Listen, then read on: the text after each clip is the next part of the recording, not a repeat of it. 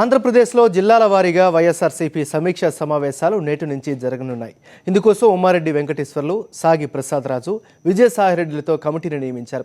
ఈ ముగ్గురు సభ్యుల కమిటీ ఇవాళ కృష్ణా జిల్లాలో సమీక్ష నిర్వహించనుంది. 26న గుంటూరు, 27న ప్రకాశం, 28న నెల్లూరు, 29న తిరుపతి, 30వ తారీఖున కడప, 31న అనంతపురం, నవంబర్ 1న కర్నూలు జిల్లాలో పర్యటించనుంది.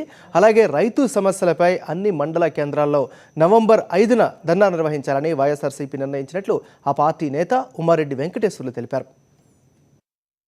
ఈ జిల్లాల్లో పర్యటిస్తూ జిల్లాల్లో డీటెయిల్డ్ షెడ్యూలు వారికి పంపించేస్తా ఉన్నాం. ఆ రోజంతా ఆయా జిల్లాలో ఉండి పార్టీ కార్యక్రమాల మీద పార్టీ ముఖ్యులతోటి జిల్లా స్థాయిలో వాళ్ళతో చర్చలు జరపాలి అనే ఉద్దేశంతో వెళ్తా ఉన్నాం.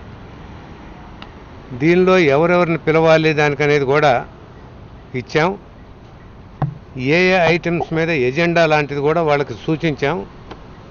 ఆ ఎజెండాకు మించి ఇంకేమైనా అంశాలు కనుక చర్చించవలసి వస్తే జిల్లాలో ఉన్నటువంటి నాయకులు వాళ్ళు రేజ్ చేస్తే అవి కూడా చర్చించడం జరుగుతుంది. దీనిలో ప్రధానంగా పార్టీ అధ్యక్షుడు ఒక పిలుపిచ్చాడు.